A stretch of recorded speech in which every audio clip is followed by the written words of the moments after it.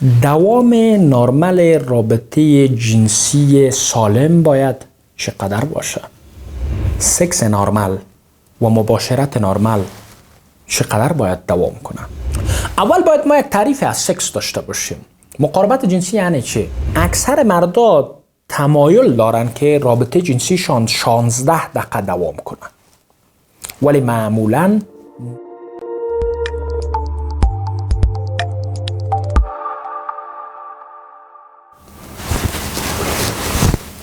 کامل عمران وقت زیادزایی میکنه دوستان.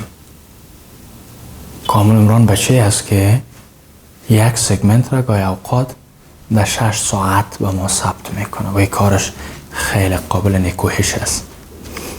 اعوذ بالله من الشیطان الرجیم. بسم الله الرحمن الرحیم. خدمت تمام دوستان و عزیزانی که در هر کجای دنیا هستین، من عرض ادب و احترام دارم. امیدوار هستم که صحتمند و تندرست باشید. قرار سوالاتی که بار بار از ما پرسیده بودین در این سگمنت ما میخوایم در مورد یک موضوعی که بعض اوقات برای افراد اشخاص نگرانی ایجاد میکنه، تشویش ایجاد میکنه و بار بار اینا را بی مورد کنجکاو میسازه براتون معلومات بتون. این موضوع چی هست؟ اکثر افراد اشخاص هستند که سوال میکنن که دوام نرمال رابطه جنسی سالم باید چقدر باشه؟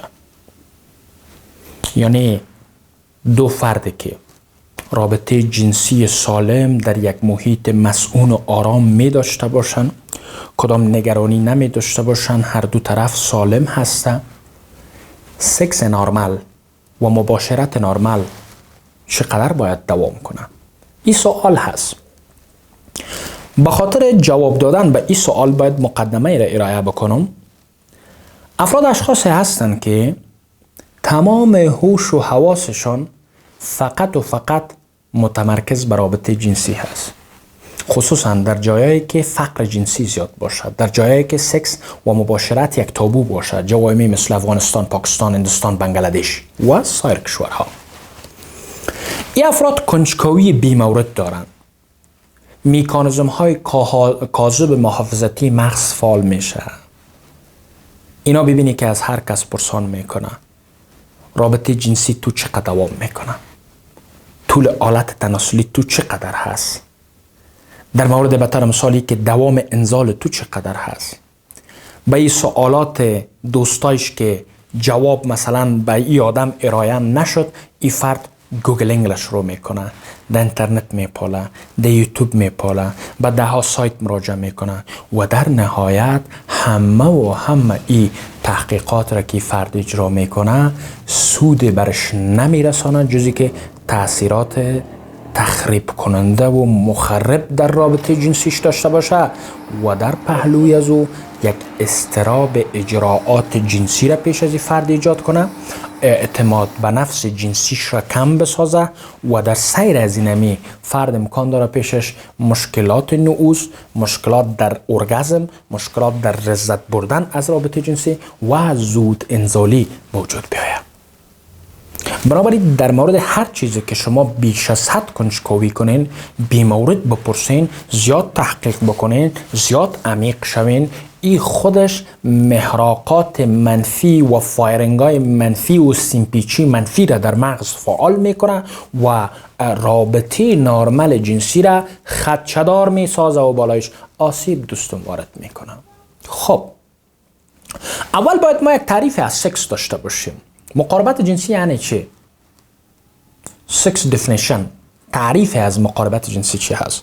بعض افراد اشخاص از وقتی که امو به گفته مردمای عام و کوچه و بازار چغل بازی شروع میشه تا به ختم رابطه همه را تاپی مقاربت را بالایش میزنن. یعنی تمام موضوعات از قبیل فورپلی، معاشقه، اینا همه را داخل در رابطه جنسی میدانن، در حالی که نه، این چنین نیست. از نگاه طبابت و مبحث سکسولوژی، تعریف سکس در حقیقت همانا IELT هست، یعنی Intravaginal Ejaculation Latency Time. زمانی که دخول صورت میگیره تا به رفع دخول، از زمان شروع دخول تا به انزال. اینی مرحله را تحت نام سکس میگن. اینمی انتروال دخول تا به ختم دخول.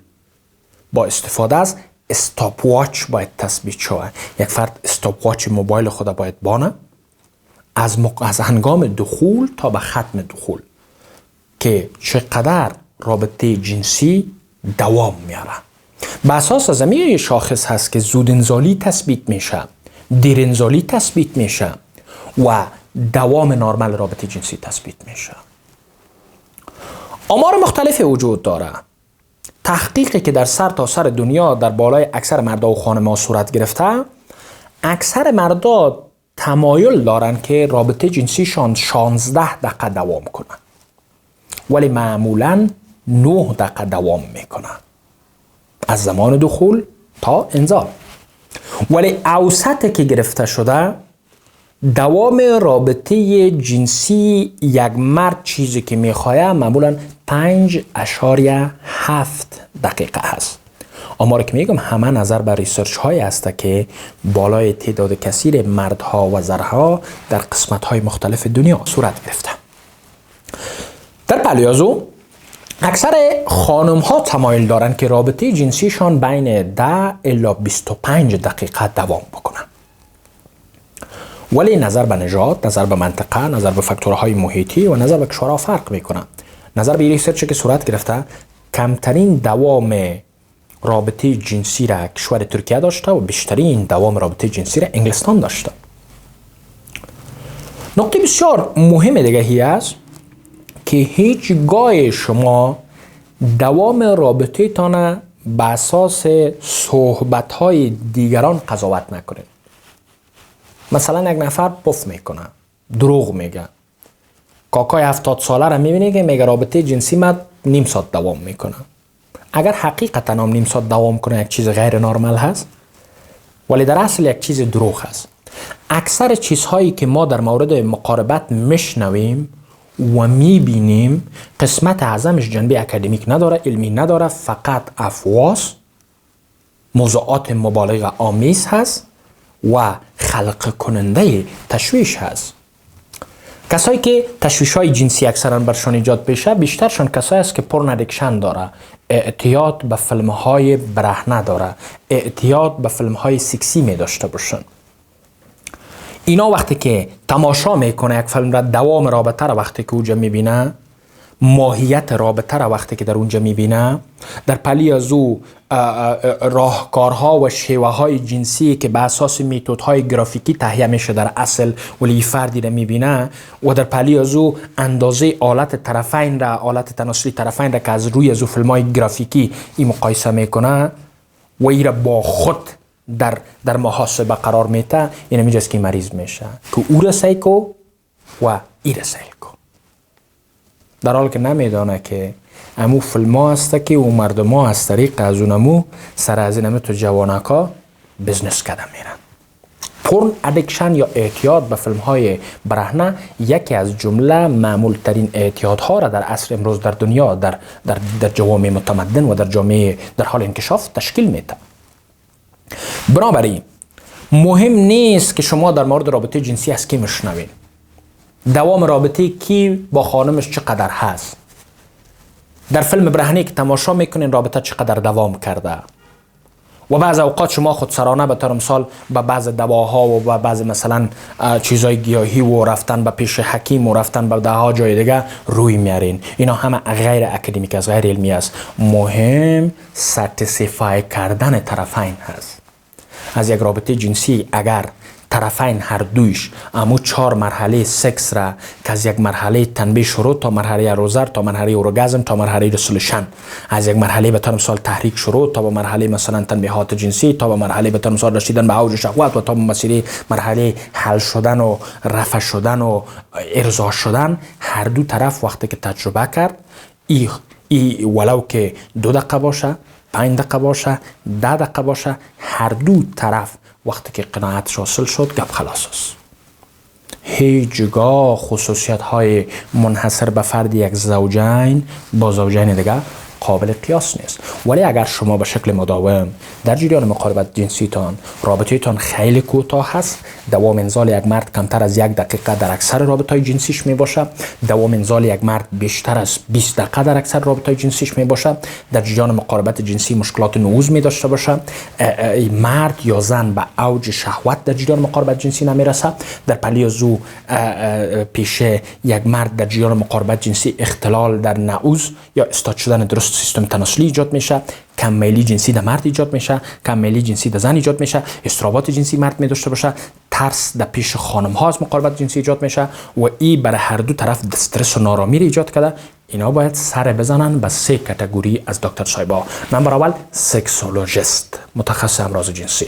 دوم یورولوژیست، دکتر صاحبایی که در بخش امراض یورولوژی کار میکنن. سوم سایکولوژیست، روانشناس، چون اکثر مشکلات جنسی افراد و اشخاص در مغزشان هست. یعنی میبینی که آفت عضوی نداره، ولی چون فرد یک اقدار اضطراب جنسی داره، ترس از رابطه داره، یک مقدار وهم را بر خود ایجاد کرده، داشتن رابطه جنسی را بر خود یک تابو ساخته، در اصل مشکل در اینجاست، اجراءات در جای دیگه ضعیف میشه. بنابراین در صورت همچون مشکلات نظر متخصصین ورزیده از این بخش، کسایی که در این موضوع اهل خبرت داشته باشین و از اهتمامات و اشتهاراتی که مثلا علمی نیست، اکادمیک نیست، مؤثر ثابت نشده و پسانه بر شما امکان داره وارث داشته باشه، اجتناب و خودداری به عمل بیارین. امیدوار هستم که این ویدیو معلوماتی بوده باشه. این ویدیو را شریک بسازین. چنل یوتیوب دکتر شما باید سابسکرایب شوه و تا دیدار بعد ما همه شما را به الله منان مسپارم. الله حافظ.